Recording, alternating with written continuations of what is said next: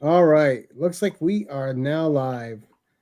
All right. Good afternoon, everyone. Gary B, the casual comic guy here. Hello, keepers of the cash.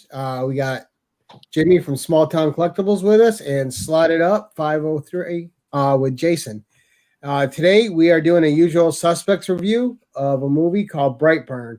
This is our second review together. Next one will be over on Jimmy's channel. And Jimmy, you want to plug what we're going to be reviewing on your channel next? Yeah, we're going to do the New Mutants movie that came out a while back. I still haven't watched it, but that's the one that we'll review on my channel. I think that'll be fun. Yep, I bought that actually before we bought Brightburn, and I haven't watched it yet either. So I figured I'd wait until closer to the review. Yeah, once my agent gets to you guys and tells us when we can actually record that, we will. Nice. The comments are not showing up. DJ Links is in the DJ. Yeah, so that's great. So we're going to make this a regular series. And what's great is so far in both these reviews we have each of us with different opinions, which always makes it a blast. I think Jason and I are going to be more alike on this one, whereas in Jason and Jimmy were more alike in the last one, and I was the odd bird. I think Jimmy's going to be the odd bird this time. So Jason and I are going to gang up on him old style and just beat him to hell. But we're gonna do this, gentlemen. Hey, Freaky Louie, Robs, Super Jesse. We're gonna do this the same way we did when we did Wonder Woman. Jason set up a good system, and we're gonna follow it. So we're going to do our categories first. We're going to do acting and characters. Then we're going to move on to story, editing, soundtrack, action, likability, and the funness of the movie to watch. And, let's do the same thing we did last time. We'll start all the way over with Jason, move up to Jimmy, and then back to the host. So, Jason, why don't you kick it off with acting and characters for yourself? The acting and characters, I tried to look up, a little bit before this, some of the previous movies they had done. Because honestly, when I watched the movie, I didn't recognize anyone. But the actors in the movie, the mom, the dad, the aunt, I mean, honestly, I could even the little girl that, that he stalked a little bit. I couldn't find a bad piece of acting in that whole movie. I thought everyone played the roles fantastic. I thought, even the kid, was it Brandon? Was that his name? Yeah, Brandon Bayer. Yeah, Breyer. Yeah, that kid he played the creepy role fantastic. I thought all the acting in the movie I would give it. I mean, on a 5-star rating, I would give the acting 5 stars, honestly. And is it characters? Is that the other one? Yeah, I think so. Did we lose Gary? Gary, are you there? Yeah, I'm here. I was sneezing. I muted my mic. Oh, okay. Yeah, and overall characters. As far as the characters, I liked them. I mean, the sheriff was, the typical meddling sheriff, obviously he's supposed to be, that's his job, but I mean, as far as all the characters and the acting, I thought they were top notch in that movie. Thank you, DJ. I was trying to place where the dad was from and I could not remember. Where did you say? All right, so we're going to switch it over to Jimmy over at Small Town. And Jimmy, why don't you give us your little breakdown of acting and characters? I actually agree with Slot on the characters. I thought everybody was good. I thought the kid was really creepy, as far as his character goes, especially, kind of started out as a sweet kid and then turned into, obviously what he turned into, which was evil, and really creepy. I thought he played that part really well. I love Elizabeth Banks. She's been in a bunch of movies that I've liked. 40-Year-Old Virgin, I think it's the first time I saw her. And then, of course, she was in the Hunger Games. But I thought she was really good. The David Denham guy that played the dad, I hate to say, but he was on The Office and he was also on Grey's Anatomy. And I remember him from Grey's Anatomy. That's, Quite as Kept, kind of like one of the shows that I like. But I thought the acting was great. And I thought the characters were fine. I thought they were good, but overall the acting was pretty solid, I thought. Hey, Slim. All right. So that's two. That's two of us that love the acting and the characters so far. All right. Well, we're gonna all be in agreement on this because I thought the acting was really strong in this movie, and I really did like the characters. Jackson Dunn, who played the little boy, Brandon Breyer, I thought was really good because at first he did a really good job of playing the sweet little kid, and then he was great with his subtlety of showing the evil little change in him, and then just kind of the ruthlessness. And as we're talking, everyone in the audience, this is all spoilers, so please be aware. All spoilers. We're not holding anything back. And I thought the characters were all written well. They're all good. The guy who played the uncle, Matt Jones, was good. The aunt was good. The little girl who played Emmy Hunter, who played Caitlin, I thought she was great. She was a bit character, but she was terrified, and she sold it, and she just sold the trepidation that she was going throughout that whole movie really well. So I guess acting and characters is going to get an A from me. And we'll move on to the story next. We'll move it back over to you, Jason, and you can tell us what you thought of the story. I thought the story wasn't as much about the boy. I know the movie was, a lot of people thought it was about, an evil Superman, the kid himself. But to me, and as a parent, I thought the story was more about, I don't know, the failure of the parents. Like when you have a kid, I think maybe the parents should have seen some of the problems that were happening as they were happening and maybe mentioned it to him and tried to fix it, as opposed to waiting until it got to the point of he was murdering people and then you were going behind his back. So, I mean, the story, I don't know. I thought it was more about the parenting than anything else, than the kid, his turn. Like, to me, the parents, they failed him. That's what I seen in this story. I seen, as a parent, they let their kid down. Like, I know it seems kind of dark, but when they found out he was bad, I would have took my kid out of there. I would have been like, okay, buddy, I realize you're different, but we got to get out of here and we got to figure out, we got to fix you. I wouldn't have been like, okay, we got to figure out how to kill you. That to me was the worst part of the movie, but whatever. I'm a little darker than a lot of people, but I seen the story as failure of the parents as opposed to the kid, coming of age in puberty and being picked on and turning bad. But that's my side of the story. What's that? All right, Jimmy, why don't you go ahead and give us your breakdown of the story? All right, I hated it. So we want to know how you really feel, Jimmy. Yeah. So number one, you should never take the Superman mythos and do that to it. The concept or the idea of it, I guess, was kind of cool, and it was intriguing, to watch the movie and see how it was done. But once I watched it, I hated it, and I was like, no, nobody should ever do that to the Superman story. And what if Superman was evil? I did not like that at all.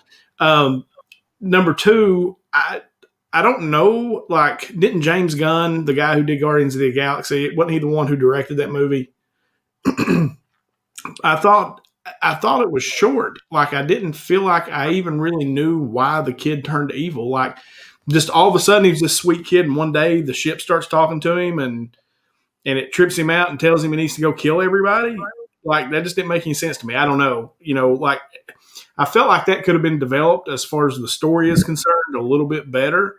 Now, to be completely fair, that genre of movie is not my favorite. Like I said when we were doing Wonder Woman, what I like movies for is to sit down and lose myself in it for a couple hours and not to be disturbed by what I see on screen. So, so, and there's some things in that movie that were really disturbing. I'll say the jaw is all I'll say. And then at the end, the lady, I don't know. I just didn't like it. I hated the story altogether, and thought it was too short. I didn't think they developed it the right way. Like I didn't understand really what was going on part of the time. Like why did this kid just all of a sudden turn evil? It just happened like that and crushes some girl's hand, and I don't know. I didn't like it at all. I agree with you on that. They definitely did not develop the story enough. Because the movie was only what? It was like really short. It was like an hour and 29 minutes. And I thought, why not make that a 2-hour movie and just kind of develop it a little more? I might have liked it a little better if it had been done that way. So give you a little bit more character on why the kid did what he did and why he turned instead of just a quick instant. And DJ's probably right. He says, for me, the kid was always sent there to eventually destroy Earth. And he's probably, yeah, you're probably right. Superman was sent to, eventually, I guess, save the world, or they knew that he would, almost be like a god to the people. But as far as just the way, like, I like what you saw in the credits scene was, I thought, better than some of the movie. Like, it was just all of a sudden the parents turn on him. It's not like, son, let's try to figure this out. Yes. Let's take you hunting, kill you in the back of the head. Yeah, that was horrible. Yeah, I mean, just like it just didn't make any sense to me. I just didn't like it. We all got kids, and our kids, obviously, none of our kids have committed murder, but, when our kids are bad, we're not like, okay, you've been bad, we're going to shoot you in the back of the head now, little guy. Yeah, no, I just didn't get it. All right, so let's see. Well, first, the movie was directed by David Yarovesky. It was produced by James Gunn, and it was written by Mark and Brian Gunn. So you had all the Gunns involved, except for the one brother. The story, I love the concept. Not everything that is gonna have power is gonna be good and want good. And this is a good absolute power corrupts absolutely type of story. And where I thought I really enjoyed the story. I like the kid's transition. Where I thought it was weak was it never explained what from the ship was talking to him. Obviously, it's not the ship. So what's reaching out to him through the ship and directing the kid's thoughts? What's causing the changes? I thought it was something that they could have hit on more and explained a little bit more. The parenting thing. So Elizabeth Banks was in his corner as the mom right until the end, until she saw the drawings and all the murdering he had did, and then she figured out they figured out that they had adopted and raised something that they could never truly understand. And that created fear in them. As far as the father shooting him, I thought that was a little crazy because I agree with you there, Jason. Because at the beginning they were selling us as this is their kid, no matter what. They love him as their child. They went through all the things to get them and raise them. Your brain's not going to switch over to I got to kill them. It's just as a parent, that switch isn't going to happen to you. And it seemed like it happened in the span of a day. In a day. It was like when the kid pushed him into that wall, the dad was like, all right, the next day, all right, buddy, we're going hunting. You're a dead man. Yeah, we're going hunting. Yeah. Right. The other thing, too, was fun. Why did the ship cut him? Like, why was it, he fell into that hole or, that place and he got cut. And then now the mom, goes and breaks off a piece of it and she's going to stab him with it. Like, why is that? I guess that's his kryptonite, whatever that was. Right. I mean, I don't know. It just didn't make sense to me. Yeah. And that's a good point, Gary, with the voice, because we didn't get to know who that voice was. And I thought that was the struggle with the kid, was listening to the voice and the love of his parents. And when he realized that his parents didn't love him that much, he was like, okay, I'm going to give in to the hate. So that's, yeah. And then some of those scenes, though, the horror of this really came through. Like, some of those scenes were brutal. Like, that was probably the most graphic glass in the eye scene I've ever seen. You saw her eye moving, the glass moving, and then pull, and it's coming and it's coming. And then, like you were saying, Jimmy, the whole jaw scene was Oh just. my goodness! If anyone that's watched The Boys and you've seen the brutality on The Boys, you can't. I'm live. Okay. Yes. The brutality of The Boys is nothing compared to some of just a couple of the scenes you saw in this movie. Yeah, because it was just so graphic and just Like when the jaw thing happened, like I literally like it was a surprise. I was like, oh my God, like I jumped. I don't know. It kind of blew me away. It was so graphic. It was so crazy looking. I was just like, oh my, that was really well done because it looked like the dude's jaw was hanging down. It's crazy. But then the explanation by the cop was garbage. Oh, it looks like he was drunk and hit a deer. So you think a deer crunched the whole front of his vehicle because he was dropped straight down from like 50 feet in the air. Yeah, one deer would do that to your whole vehicle. I also didn't get the serial killer, like he was leaving a signature everywhere he went, he was a serial killer. Yep. The best death scene I thought was the sheriff. Oh yeah. That was actually it was crazy. How fast it was. And I thought the other one, Jimmy, I thought was brutal, which I heard you mention, was the deputy. I mean, you just saw like part of her scalp peel and her eye was crooked and she was just gurgling, and I thought that was very brutal. I will say this: the action part, like the way they had him move, when he was like his super speed, the way they had him fly, I thought was really good. Like that part of it was really good. And the sound effects. Yeah, that part was cool. Well, I agree with you, Super Jesse. They should have showed him like stages. Like they should have showed him kill the animals before he started killing people. I mean, they said he killed the chickens, but he didn't show them going in there. Well, if they had, it would have been after him. We're gonna move on to editing, and Jason, we'll go with you again, and you can let us know what you think about the editing. I think, like Jimmy just mentioned earlier about the movement of the kid.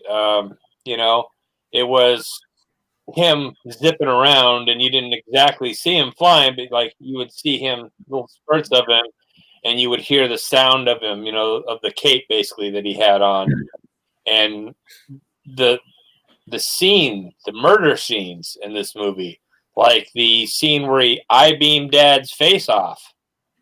That was pretty intense. I mean, the editing on that part, the editing on the glass in the eye, like you were just talking about, Gary. I mean, that was amazing. Even when he was messing with his aunt. Yeah, you could see the reflection of her pupil in the glass, and it was really well done overall. And they didn't they didn't try to do too much with it either. Like they didn't try to, go crazy with the editing. You know what I mean? They kept it pretty simple, which was nice. And I like the simplicity of his costume. The homemade costume is definitely something that he would have had. It was really creepy too. Yeah, and I don't know if you guys have ever played any of the Resident Evil games, but it reminded me of like the Resident Evil 4, like the town members with the burlap bag over their heads. Oh yeah. All right, so Jimmy, let's. Oh, I'm sorry. You got more, Jason? I wasn't trying to cut you off. I'm good. Jimmy, why don't you tell us what you thought of the editing? Oh, I thought that really was probably the best part of the movie for me because, like you said, that eye pulling the glass out of the eye, that was so crazy. Like how that looked, and it looked so real. I mean, it was just like your skin just crawled. Then, like I said, the jaw thing, the laser beam of the dad's face off, that was so intense and crazy. When he took the sheriff out, I mean, like that happened in a split second, and it looked like I don't know even know how they did that. Like it looked like he took the sheriff out, and then when the sheriff's deputy is getting bashed, you just see it like through a mirror, like through a broken piece of glass, or like you don't really, it doesn't show it. You just see it happening in the background, and he's just destroying the sheriff's deputy. Like that part of the movie, like the way that the movie looked. And the way that they edited everything was probably the best part of the movie for me. Like it was That part was really, really good. And then did you all think like when I think it was when his mom was hiding under the bed, how creepy was it that he was just floating around? Yeah. Like you could just see his feet but he was off the ground and he was just floating around. And I was like, It was man, ominous. creepy. Yes, it was so creepy. And I was like, oh my God, what am I watching? And they did ominous really well. Yeah, they did. I thought the editing was really good too. And I'll especially in that scene too with Elizabeth Banks at the end when he's just whipping through the house like a little super tornado, just all malevolent and mean and just wrecking house and just terrifying the shit out of who's supposed to be his mom and just every time he was floating or you would see the red eyes. And also in the restaurant scene when the waitress is there, Barb is there on her own, and then the editing with all the symbols in the windows, and then just him there and the eyes glowing, and just when he sped up to her, and they portrayed his speed really, really well in this. I thought his speed was good, and it was brutal. And the editing was great and showing the brutality of the character because that's what they were trying to get across, and I think it accomplished it. Let me tell you the other thing that was really creepy to me. Do you all remember? Okay, when he was in that little girl's bedroom and he kept opening that computer up, and then you just kind of see him in the background. Do you remember 3 Men and a Baby? And there was this thing that went around about this kid that was killed in this apartment, and he was out in the window, and if you slow it down, you could see him. That's what that looked like to me. That's what I instantly thought of, and I was like, "Oh my God!" That was so creepy of her getting up, and as far as the character and the role that she played, she did that really well. How scared she looked, and then when you see him standing back there behind the curtain, and which is a great reveal. Yeah, and I was like, "Oh, like that was." As DJ Links would say, that shit was fire flame. Fire flame. You don't know what he's thinking. Yeah, he's just sitting there like creeper on her and stuff, and because his dad tells him it's okay. It's okay to give in to your urges, buddy. Yeah, and so what does he do? He goes and stalks this little girl and hides behind the curtain. I was like, oh my goodness gracious. Yeah. Well, he totally mistook the message, but it's not like the dad did a great job explaining it either. Yeah, parenting was horrible in that family. Yeah. Oh, but soundtrack. What do you think, Jason? Okay, well, like I was telling you guys before we went live, like I didn't realize like how much movies aren't like big on soundtracks anymore, like they were in the 90s and the 2000s. But it's Timothy Williams is the guy. It's all orchestra music, and every track, but the end song, I think the bad guy. I didn't actually see who did that, but it's all orchestra music, and every track in there, it tells a story. The music, it kind of describes the situation that's going on at the time, and I mean, orchestra music isn't really like I'm not a huge fan of orchestra music or anything, but really, it's ominous. It's spooky.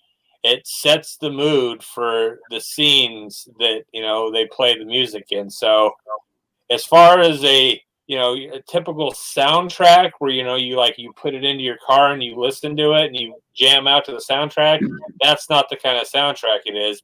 But was it a great soundtrack and did it go with the movie? I thought it absolutely did. So a real quick aside here. What do you guys think of DJ's question? He says, what I didn't understand, you can make the correlation that puberty changes boys at a certain age, but that would mean that time moves the same as the planet he came from. And I never took it as him going through puberty. I just took it as he had reached a certain level from wherever he was from that it was starting to talk to him. It could have, I guess you could correlate it with that, but I didn't take it as that sort of thing. Because they didn't show it as a coming of age thing of anything else in his life.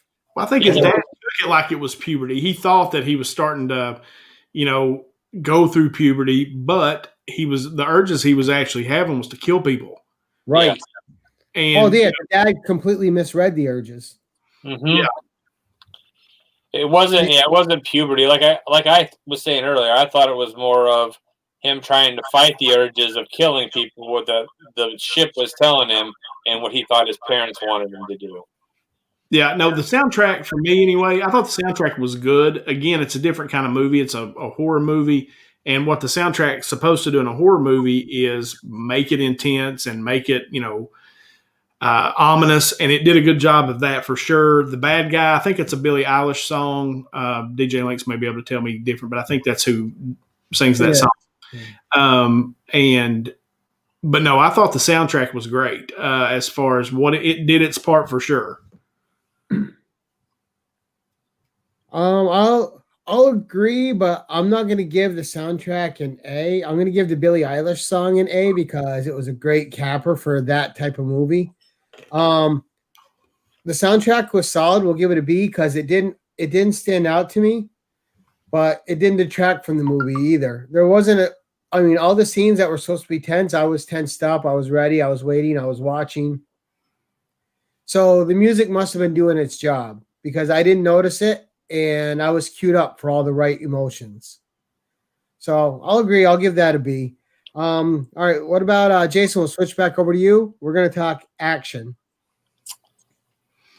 It's not really an action movie. So as far as action, like where the scenes needed to have action, like you were talking about toward the end where the mom was hiding from him and he was flying through the house, smashing things up, and that was fantastic. The scene where he took the uncle's car, and that whole scene there was really, really good. But as far as your typical action fight scenes and your car chases, that's not the kind of movie it was. So for the type of movie it was, I thought the action was spot on. I mean, because you're not looking for a shoot 'em up, car chase scene. Like I said, you're looking for more of a stalker, someone being chased with a fear of their life, and it pretty much hit every mark as far as that is concerned, and as far as action for that type of movie. All right, and Jimmy? I agree with everything Slot said. I mean, I thought he pretty well hit it. Where there needed to be action, there was action, and the action was good. The other part, even at the end when he dispenses of his mom, I thought he literally flies her up and way up in there and then just drops her. And I was like, oh my, that was so dark. And, just that's what he did. He just flew her straight up in the air. And, you think about Superman's flying around with Lois Lane or whatever, and the guy literally just flew her up in the air and said, yep, sorry, Mom, and let her go. So, the action part of it I thought was great. And I thought the way that they portrayed it was great. Like I said, when he took out the sheriff, that was sick. It looked so real. From the blood splatter, the whole thing, it just looked really like it happened. Which was cool. So I thought the action, the way Slot said it was the best. I agree 100%. And I thought it was good too, but I tend to agree more with never could figure it out. I like the action, but I thought every time an action scene happened, it was a buildup from the last action scene, escalating from what happened before. And it's hard to get over that one scene because it was so graphic with the jaw. So that always stands out. But the scene before that, when he was just messing with his aunt in the house, and just the way they showed movement without showing movement, I thought was super clever. And it was action without action, which I thought was shot really well. And then the action in the road on the highway with the uncle was great. And especially and just like you said earlier, Jimmy and Jason, just the way they hang him in the air is ominous. Whereas you watch Superman movies hanging in the air, you feel a sense of peace and justice. When this kid's hanging in the air, you feel a sense of impending doom. You're waiting for the snap to come, and I guess the soundtrack helped with that. But the way they shot the set pieces did too. And then at the end, when he was just terrorizing his mom and killing the sheriff and the deputy, and then at the end when he flew up, and I even thought the action scenes in the end credits were good, like you were saying, Jimmy, where he was just around the world and just whipping around and destroying stuff. They were good cappers, but I thought I thought, just like Never Could Figure It Out said, that each one was escalating, and that escalation was portrayed properly through the action scenes. All right, so we're gonna go to likability of the movie, Jason. I mean, Jimmy's is gonna be funny. I can't wait to hear Jimmy, but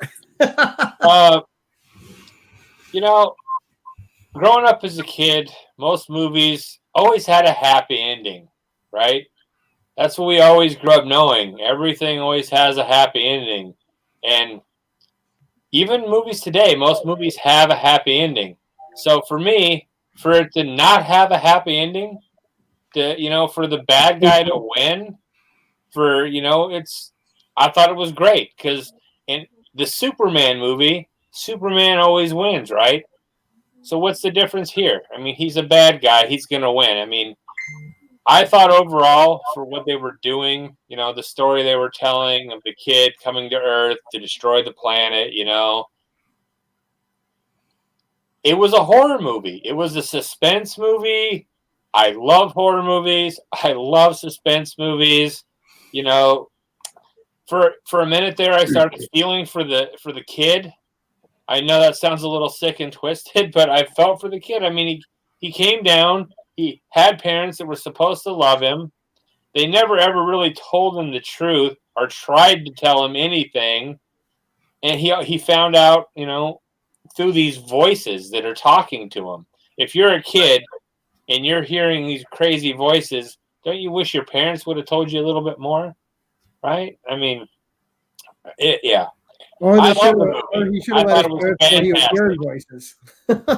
Yeah. All right. What about you, Jimmy? Raspberries all around. Look, I have to preface it with, I'm not a horror movie fan. Okay, I don't like that type of movie. I never have. I had a cousin that used to terrorize me as a child with horror movies, with Children of the Corn specifically. So I just never really liked that kind of movie. But I really when I got done watching it, I was like, I do not like the fact that they turned the whole Superman thing around. I thought when I went into it, I thought, okay, that's kind of cool. That could be cool.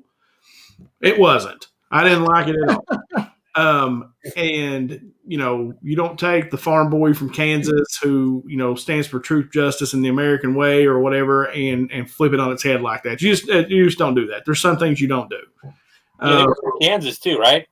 Yeah. Oh, yeah. It was in Kansas. I mean, the whole thing. It was just, you just don't do that. I mean, it would have been better placed in Kentucky, I think. Maybe in a little coal mining town. I like. So, no, but as far as just like likability, I didn't like it. I sat down and watched it and I thought, but I really thought it was too short. Like, I think that I would have liked it better if they had expanded the story somewhat. Because when I got done watching it, I just felt I was like, well, I don't like that they did this, to the Superman story. In the end, I really didn't care for that. I don't really like a horror type movie. Some of the things disturb me. And then I just didn't think that the movie was that well done overall, as far as, like, we've talked about the cool scenes. There was a lot of cool stuff in that movie. But as far as the story itself and just liking it overall, I just didn't like it. I thought it should have been about 2 hours long. Yeah, it messed out a lot. But, Gary, you should put up Never Could Figure It Out comic, because I don't think I can say it any better than that. Oh, here we go. For me, it checked all the boxes, felt new and inventive, gave me something I didn't know I needed at the time. But that's probably going to go with, him and I are going to agree on this a lot. We don't care. This guy's from my hometown. He's a buddy of mine. We don't care what you think. No. It did not check any boxes. It did not. No. I mean, for some people, I could see where that would be the case. It just was not that for me at all. Yeah, it wasn't your typical superhero. When people think superhero movie, they think, the good guy. Like, I really thought, like, if they could have taken, like, the action part of it, like the way they made him move and the way that, like, I wish they would have done that in Man of Steel with Superman. Like, it looked cool. Like the way that I would love to have seen that done in the DC movie Man of Steel. And they did it on a much smaller budget too. Yeah, and just look cool. I mean, like the way that it moves around look cool. That's just not my type of movie at all. So I hate it. Well, likability for me is I really liked it. But you're talking to a guy that watches John Carpenter's The Thing 3-4 times a week. And 1 second, Xavier, you need to turn that down. I told you I'm live, buddy. This is also parenting with Gary B. Yeah. Apparently everything's falling apart as soon as I go live. But I really liked it. I really enjoy horror. I watch horror weekly all the time, and I'm a big horror guy. But I'm not I'm a horror with a story type of guy, and I like isolation horror, and I like the impending horror of something. I'm not a slasher flick guy, and this was part slasher flick, but it worked for me. Like slasher flicks bore me, like Halloween, Jason, Freddy. It's just tiresome and boring. Yeah, the person's gonna get caught. No matter how fast they run, they're gonna die, and those don't do it. There's nothing going on with the story for that for me. This I liked. It was a different kind of horror story.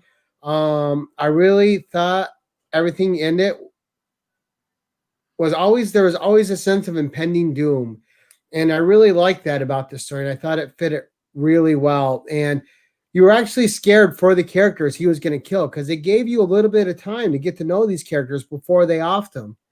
And the characters he killed were likable people. You could argue there was some problems with his mom and dad, but the other people were completely innocent. And not really. His aunt was going to rat him out to the cops. Right. Well, that's her Yeah, job. she's like, I'm going to tell the cops on you, buddy. And he's like, Auntie, you really don't want to do that. And she's like, well, I kind of have to, buddy. Okay, I warned you. He gave her a fair warning. But that's the right thing for her to do. Like if you see someone that you love going down the wrong path, you don't let them continue down that path. You interject. She just interjected on a evil Superman, and it didn't work out. So, did she die? Did the aunt die? Wasn't she the one that was like at the end of the movie that was strung up by the spaceship? That was no, Barb. I thought that was Barb. That was yeah, Barb. That was Barb. Was that Barb? When he took her, because he took her body out of the cooler and he was studying her after he killed her in the restaurant. Super Jessie was right. I was wrong. She said it was Barb, and I thought it was the aunt. So you were right, Super Jessie. And how weird was that too? Like that was so creepy. You know, all of a sudden, like I totally didn't expect that to happen. And it was kind of like it was part of his mission on Earth was to study our physiology. Like you kind of got that sense, like. I didn't get that sense at all, Gary. I got the sense that he was a psychopath. Oh, he was a super psychopath for sure. But it goes back to what DJ said earlier. Like Eric is her name. He was probably DJ sent said. there for a reason. And but yeah, I thought it was really good, and I had likability. And the next category is, was it fun to watch? Even if you didn't like it, how did it play? Was it fun to watch for you? And this is our last category. We'll give our overall grade. Jason, did you have fun with it? I had a blast with it. Like, you know, like I said, most movies are, you know, the good guy always wins. And it was, you know, like I was just saying about the aunt telling on him and stuff, you know, like to me, I felt like, you know, they could have done as a relative a better job of, you know, helping him as opposed to just, you know, turning him in and stuff. But I thought it was fun. I thought it you know, like the whole thing where when he got mad at the lawnmower and he threw the lawnmower, that was great. The whole movie was fantastic. It was fun. It was fun to see the chase scene, like when the dad shot him in the back of the head and realized I messed up. And he was like, crap, trying to put another round in there, and then he's like, that's not going to do me any good. I got to get out of here. So, especially overall, it was a fun movie. With a kid with super speed too. Like he already could have taken the gun out of his hand and beat him to death with it a couple times. We're all superhero fans. We know how strong this kid is. You know, like when he crushed that little girl's hand. Right. Yeah. You don't want to make that kid mad. All right. Now, Jimmy, I really want to hear how much fun you had with this movie. You know, fun and a horror movie to me are, you know, they don't go together. But Oh, like as far as watching the movie goes, I just didn't like the movie. But sitting down and watching it, like there was a lot of crazy stuff that happened, and I was like, "Oh God," So it was kind of fun. You know, like I said, there were things that just happened that were totally unexpected. Like when he picks the truck up, slams it down on the ground, and then the dude's jaw's hanging down. I don't know that I would call that fun, but it definitely got my attention, as far as like it kind of shocked me, like almost the shock and awe of it. But I won't say I had fun, but I also didn't feel like I wasted an hour and a half. I watched a movie that I didn't really like, but it held my attention. I guess I could say that. I'm trying to be nice. It was because you don't have to be. It either worked for you or didn't. You can be true to yourself. Like, it just didn't work for me. Like the movie didn't work for me as far as did I have fun watching it? No, I don't think I really had. Taylor out. Come on, Jimmy. Yeah, I don't think I really had fun watching it. I would have rather watched something else. But like just sitting here talking about it, like thinking back on it now, like there was some cool stuff that happened. Like, as far as like the scenery, the action and the scene, there's some cool stuff that happened. And I guess that was fun. But yeah, overall, just not my kind of movie. Will I ever watch it again? Never. What if there's a part 2? If Gary B wants to do a review of it, then yes. But other than that, no. I won't watch it. You don't want to see if Superman comes over to whoop his super butt? If Superman shows up and crushes him, I'll watch that. But as far as yeah, no. I mean, I probably wouldn't watch it. No. My favorite part of the movie was when it went off. Right. Oh, I'm sorry I made you watch it, Jimmy. No, it wasn't that bad. Like, I mean, really, it wasn't that bad. It's just not my kind of movie. So for me, I had a blast watching it. It was what I wanted in a superhero horror movie. It didn't bother with a lot of tropes. It just committed to being brutal, and it was brutal. And with the way the action was shot, the way the scenes were set up, and how fast paced the movie was, I enjoyed it. I think both of you are right. The movie needed to be a little bit longer, so that hurt the movie and the story. But there wasn't any point in the story, questions aside and weak points aside, that I wasn't having fun.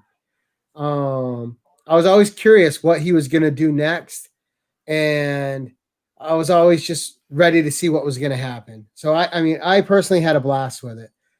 But I love horror. I'm a child of horror.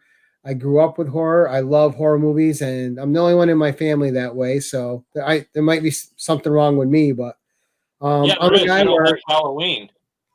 John Carpenter and the soundtrack. Come on. Hey, I'm the biggest John Carpenter fan, and Halloween is my least favorite movie of his. It's just boring. All right, yeah, he's gonna get her with the knife. We know. Just get her already. Get to the next step.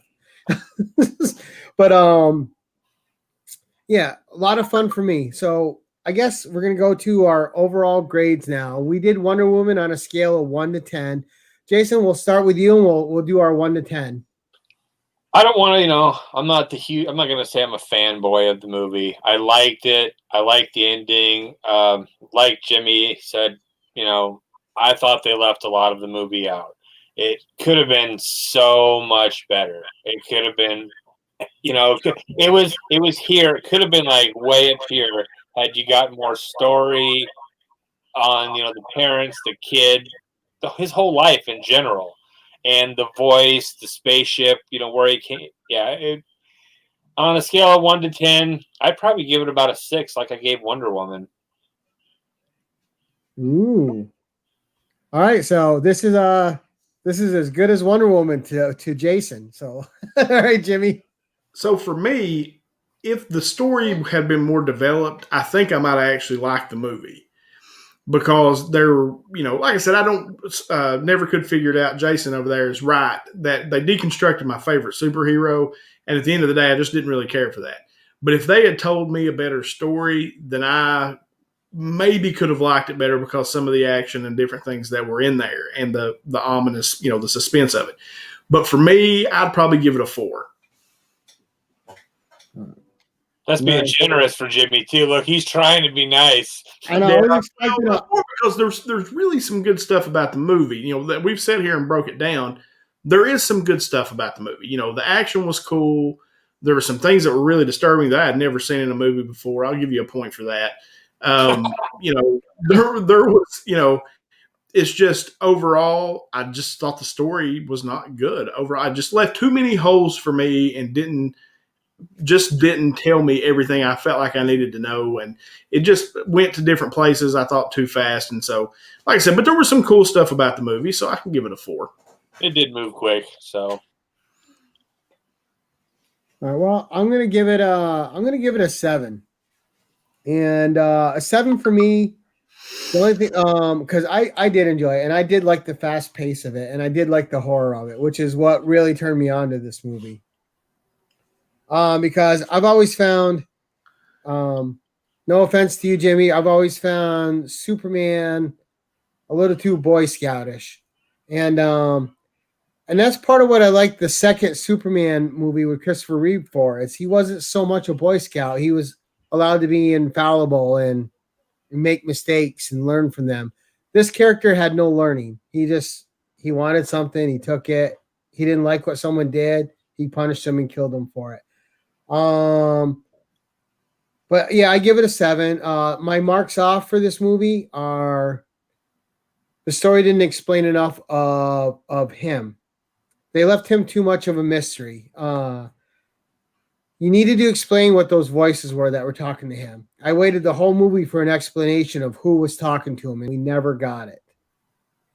And I don't know if they meant it to be ambiguous, but the ambiguity of it did not work for me. I wanted to know. Why are you talking to him at this point in his life?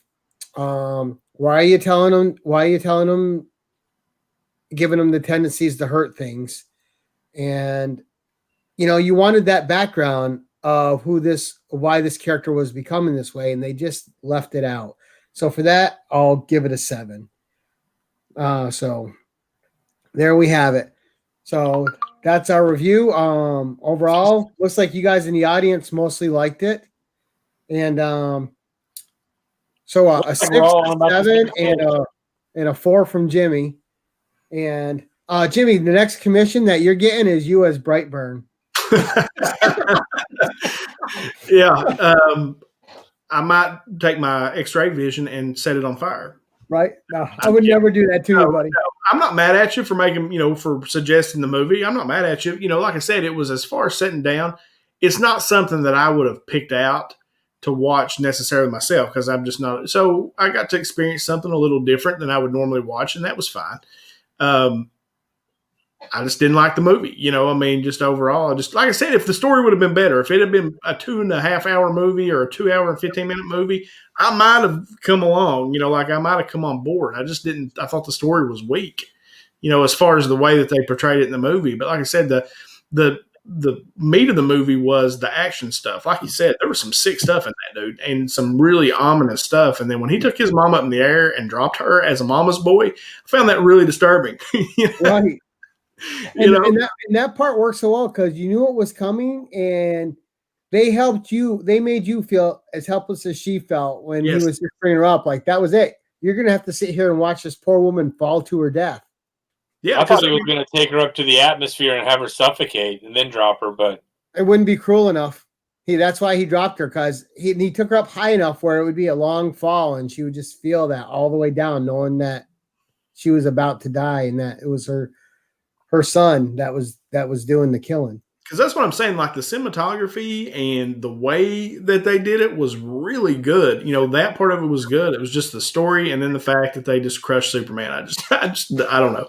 Like I said, I don't know. For whatever reason, that just did not appeal to me. At first, I thought, okay, this could be kind of cool, and then I was like, no, that was not cool at all. It actually disturbed me a bit. Right? You don't hurt your mama. Right? No.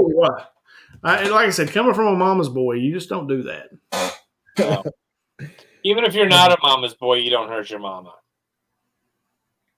All right, so now we're to the shameless plugs part of the program. Jason, what do you have coming up? I'm Gary. I'm glad you mentioned that. Actually, I got from the 250 subscriber giveaway. This is what I'm going to be giving away. One of them. Woo! Nice. Ooh, first Omega Red. And it's going to be like I'm going to do like DJ did. You have to, and Taylor, you have to be at the live stream. You have to be there to win. I'm also going to give away me. and off of you. I'm going to give this away as well. Ooh, Mary It's a Jane. banner book. So I want it to be people that show up and partake in the live video to win. I don't want to do the whole, leave a comment, because then you get a lot of people that just subscribe to your channel. I want it to be, I want it to be people that show up and take the time. I mean, I'm going to do like DJ and Taylor and Gary and give plenty of notice so people have an idea and try to do it in a reasonable time. Whenever Jimmy's agent gets back to us and lets us know when it's doable. But yeah. But everybody gets to win but me and Jimmy. We got to eat the chip. No, look, Gary, we win because we get to spend some time with Slotted Up 503. Absolutely. And you get to spend the time with Slotted Up 503's audience. We are that's even better. Yes. Oh, no. We're the ultimate. We're going to win because we're going to watch you sweat. Jimmy, what's coming up for you?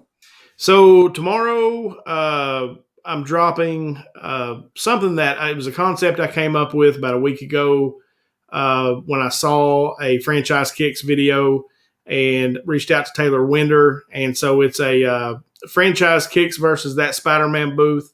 Dropped an Instagram post for it today. I think you guys will find it interesting.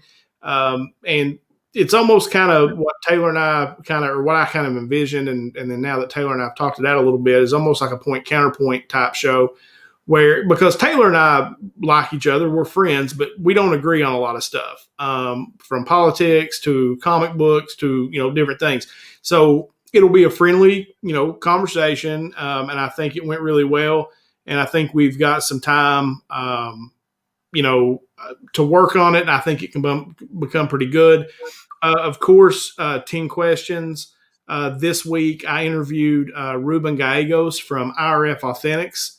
And he's the guy that his box just sold out the other day or yesterday. I think it went on sale and sold out in like 5 minutes.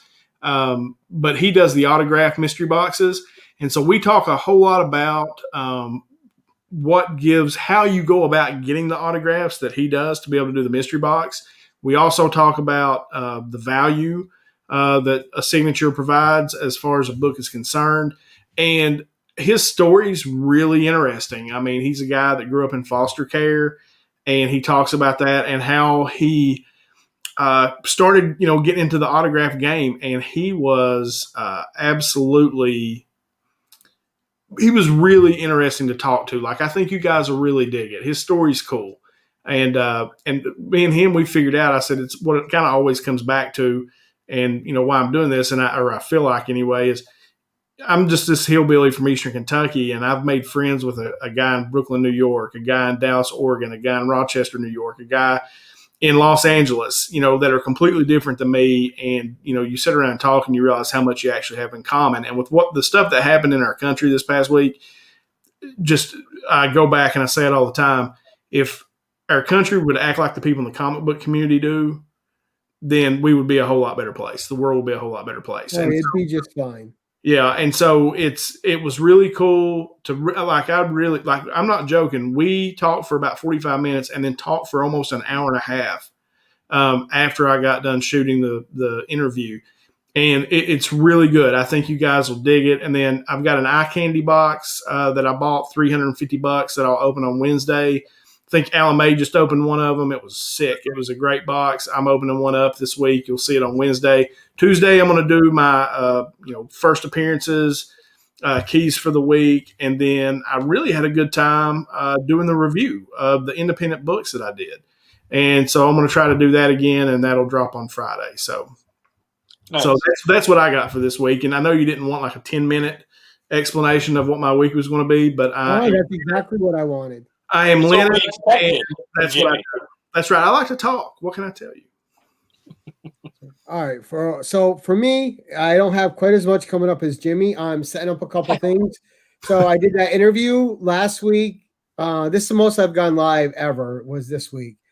I think it's my third time, but we got that. I did the interview with Ken. I had this tonight, and I have a guy named Mike Costco, another great collector in the Rochester community here.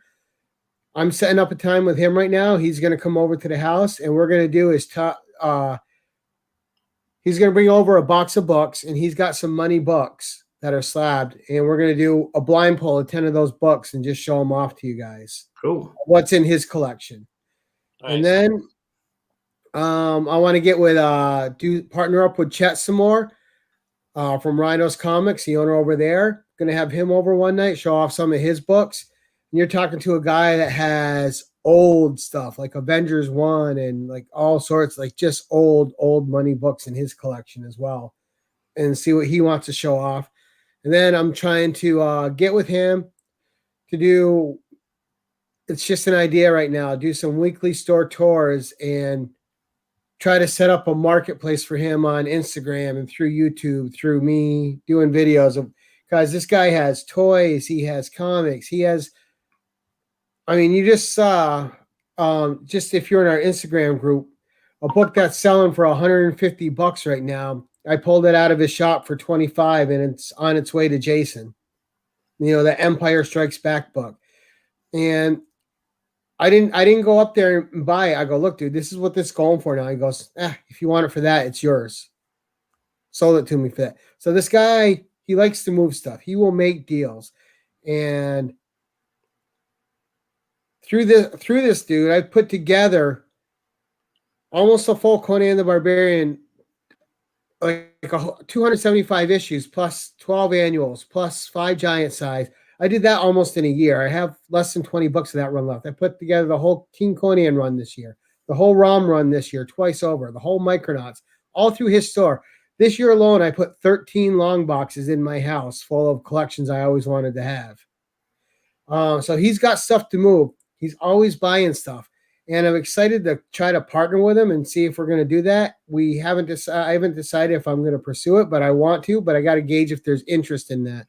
If I do this, if there's going to be people that are going to want to participate, that are going to want to reach out and buy through him. Well, I've got a list of Punisher books for you. So, right. And, but it's, the shop is fun, and there's toys, there's old collectibles you don't see a lot, there's pops, and it's just a blast. And then I got my regular series coming up. I got another Bargain Reads Bought Dirt Cheap coming up. I got my regular Savage Saturday reviews coming up.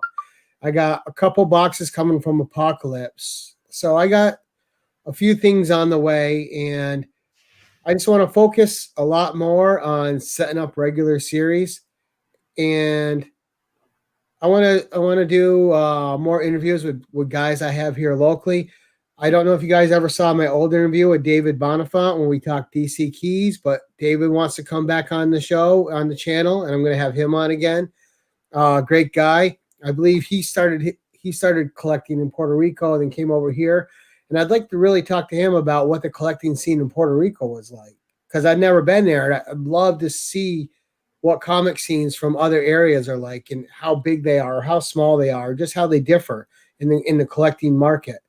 But so that's what I got tentatively planned for now.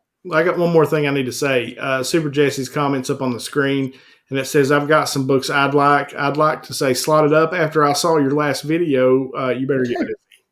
Right? She's got a list. Whatever she wants, I'll get her. She knows. Listen, those 2 books, that Jock book, like I have a lot of books that I like and that I want. There's a few that Jock book is one that I want. And I've been looking for it at a decent price. When I saw that come out autographed, I was like, whoa, that was so good. Everybody go check Slot's video out. Those 2 books he got are sweet. They are. And And I I've want to never give a seen shout that out. 1 in 200. I want to give a quick shout out. If you guys haven't went over and checked out Joe at Anachronic Comics yet, that guy is absolutely fantastic. He just turned 70. He tells stories about growing up in New York, collecting comics in the 50s, the 60s. The dude is fantastic. And I was like, I sent him a message. I was like, were you a teacher at one point? Because he tells stories so well and he keeps your attention. And he was a teacher. So if you guys haven't checked out Anachronic Comics, DJ Links, he's from your neck of the woods. I think you would love the guy. So you guys should check him out. Cool. Excellent. Great. Well, I like this series. I had a lot of fun sitting with you guys, and I really like seeing how we're always different in certain aspects and the same in some categories. But guys, the next one we're going to do is a review of the New Mutants on Jimmy's channel. And as Jason says, Jimmy's agent will get a hold of us when we can do that live, and then he'll let you know. And you guys will probably know before Jason and I know. Jason and I will just have to react and jump on real quick. Yeah. As long as you guys know. I mean, it's fine. No, it's funny. I was telling DJ and I were messaging back the other day, and I've told you all this too, because my poor secretary is like, you have got to stop with the YouTube and the comic books. Like, I am addicted to all this, and she's like, you got a business to run. And I'm like, I know, but I really like Gary B and Jason, and I want to talk to them. And number two, they're harassing me. And at work during the day. So much fun.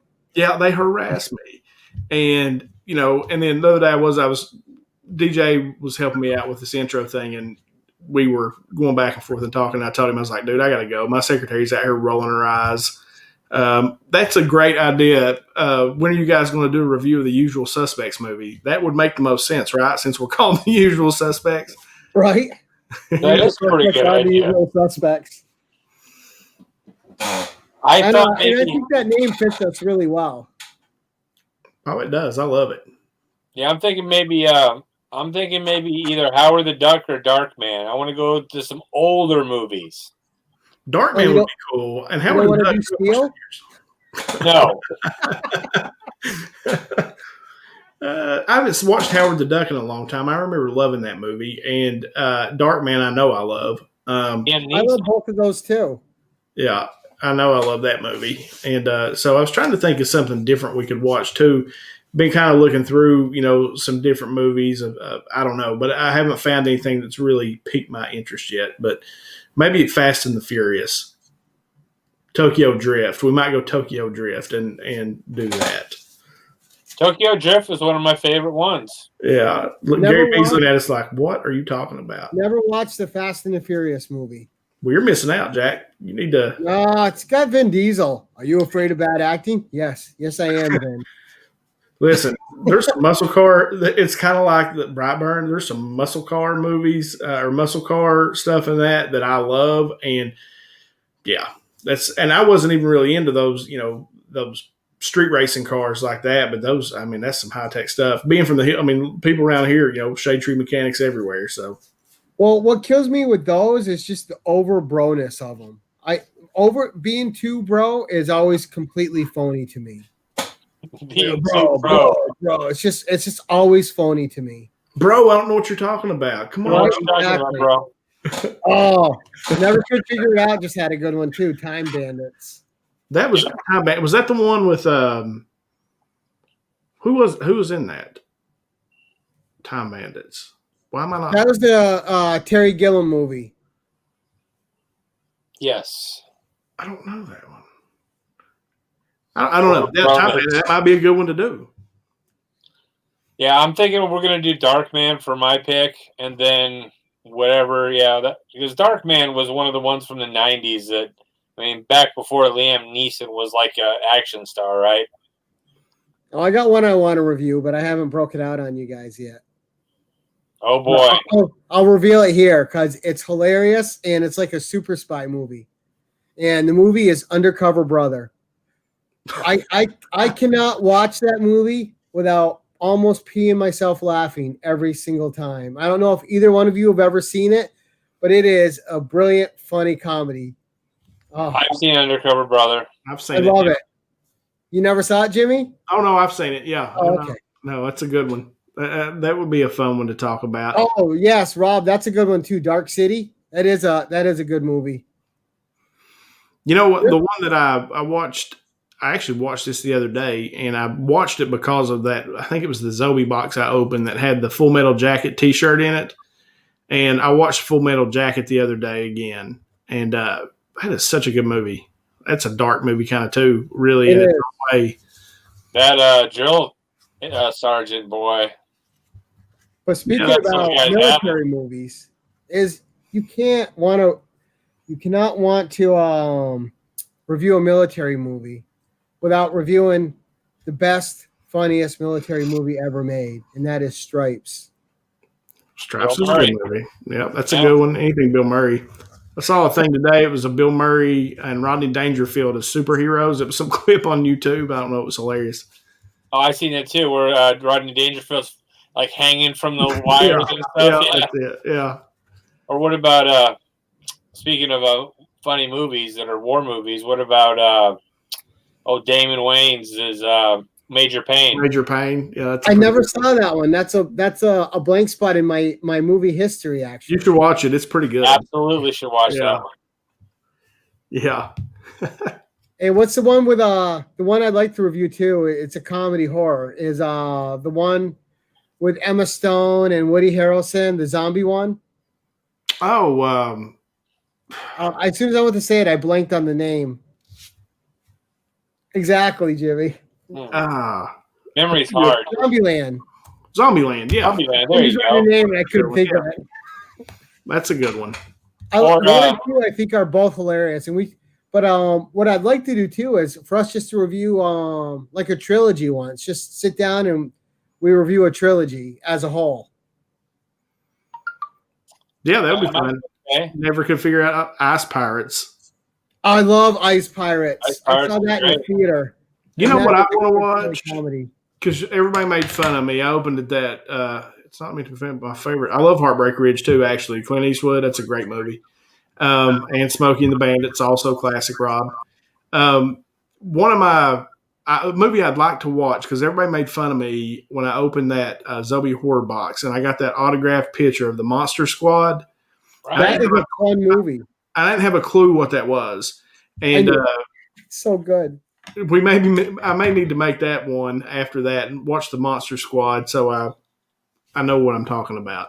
Well, just watch out for the line. Wolfman's got nards. Kick him in the nards. Kick him in the nards. He's like, he doesn't have nards. He's like, kick him in the nards. He kicks him. Wolfman's all, ooh. He's like, Wolfman's got nards. It's good. It's in the same vein of those others 80 movies. It's got a good little heart to it, and it has the same theme as all of these movies where parents are stupid and aren't watching their kids. E.T.'s got that motive. Mom, no, I think there's wolves outside. Oh, that's all right. They'll go away, and the kids go back outside and play. No, you go outside and you make sure there's no wolves to eat your kids, right? But every 80s movie, Goonies, E.T., Monster Squad, is all based on bad parenting. And Brightburn, according to Slot. It was horrible parenting. Right. You pushed me into the thing. I'm going to hit you in the woods and kill you now, son. That really did. That escalated quickly. Yeah. After you put him down, never could figure it out, still wants to loan you a copy of Monster Squad. And after you ripped on the poor dude. Listen, never could figure it out. I would rip him if he was sitting right here in front of me, and he would rip me back. And that's my boy right there. Never could figure it out. It's my guy. He's a good dude. Nice. He's got a great name. Anybody named Jason's got to be a good dude. He's also Slot. He's working on a Barracuda. I don't know if you follow his Instagram page, but if you don't, you should. Absolutely, Rob. Because he is working on a sick car right now. Nice. It's really, really. He bought one of my mystery boxes and came up and got it, and we sat here and talked. For 2 hours. Just talking about comics, because I told him he's just getting back into it. Like, he started watching me doing this, and then Jason and I have known each other since we were kids, and he's just kind of getting back into it, figuring out he bought one of the mystery boxes. And then I told him me and him would go and dig through some loan boxes one day, just go hang out when the kids are, doing whatever and don't want me to be around. So I had a quick question for you two as well. I was thinking about doing a video of grails that I'm looking forward to working towards getting this year. Are you guys shooting anything like that as well? I'm not. Got all your grails out of the way. I got a couple grails, but you know what? Here's the nice thing about collecting comic books. There's always more. Yeah, as soon as you get them, something else comes up. Or in better grades. I'm looking to get a She-Hulk, #1 She-Hulk. I don't have that book at all.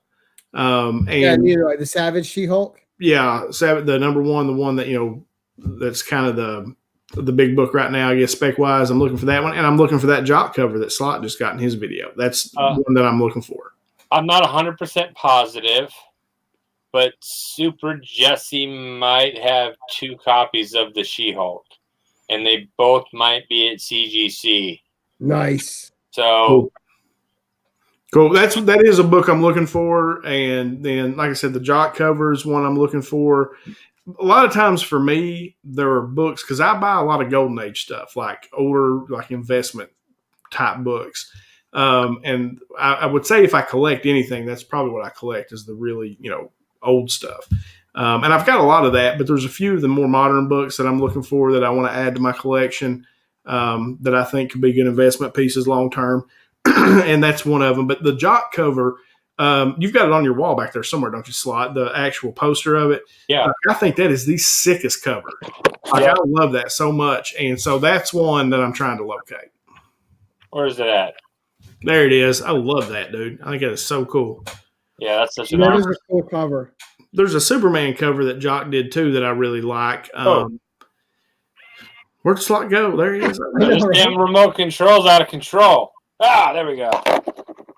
But yeah, no, when I saw that, I was like, that's as far as I probably won't shoot anything like that. Cause like I said, a lot of the books that I'm looking for, it takes me a long time to get them and negotiate and, different things. So I got a couple on my list, even though I just got a couple big ones, and Super Jessie sound like she might be in the kitchen. She might not be watching. Teenage Mutant Ninja Turtle Adventures #1, which is an expensive book. Locally for that for you, so I have people looking. And then also, I'd like to get TMNT #1, maybe 3rd, 4th print. So those are both. I mean, obviously, I'm not going to get a #1 first print. I mean, a 9.8, I think it's like worth $92,000. Yeah. Well, you don't need that house, right? You could just sell the house. Don't need cars, don't need anything. Or food, or exactly. Yeah, you don't need anything else. That's where I enjoy being a cheap date, right? My keys, I got a lot of keys out of the way last year. Now I don't have much left. I want to get a I got my Savage Sword of Conan out of the way. That's at CGC right now. Now I got to get a Savage Tales 1, which is a classic Conan cover, and also the first appearance of Man-Thing.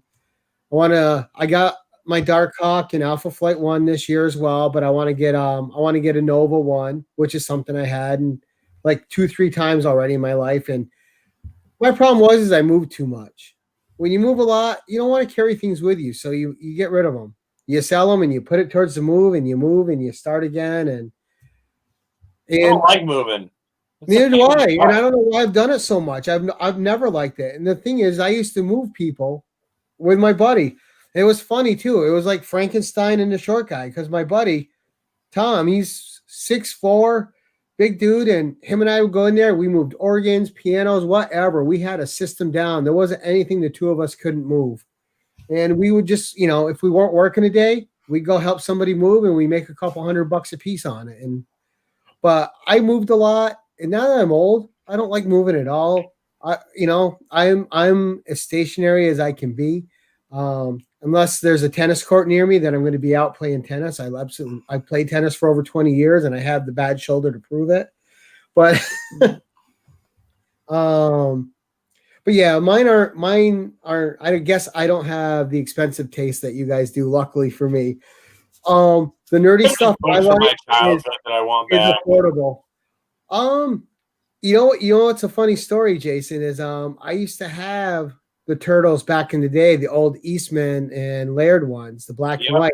And those I really enjoyed. The stories were more adult. I loaned them to a buddy who got sick and puked all over them.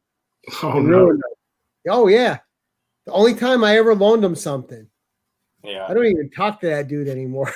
Not to do with those, but I mean, he got sick, went off his bed, and I guess puked all over the books on the nightstand. I'm like, oh, that's awesome. So, I mean, just thinking about that makes you cringe. Yeah. Like what those books could have been. Yeah, Now- Rob needs more grails for his wall. I think Rob's wall shames us all. Right. Rob does the fat stack for sure. I've got a show recommendation. I know we all talk about shows all the time, but I found a show, maybe you all have seen it. It's called Goliath. It's on Amazon Prime. It's Billy Bob Thornton. Have either one of y'all seen that? No, probably because Billy Bob's in it. I'm not the biggest fan of him. Yeah. See, I like Billy Bob. And ever since he did Bad Santa and Sling Blade. So, but anyway. Blade. Yeah. So, but anyway, it's pretty good. I started watching it last night. It's actually a pretty good show if anybody's, looking for something to watch. I like Billy Bob. My wife has looked in here at me about 5 times and said, time to eat for me. So, get off the live stream with your friends. So, I'm going to have to go, boys. That's right. Let's do our sign-offs. Jason, lead us in first, and we'll go to Jimmy. Spot it up, comic book world. Until next time. And keepers of the cash, keep it casual. Keepers of the cash. I love it. And here's our awkward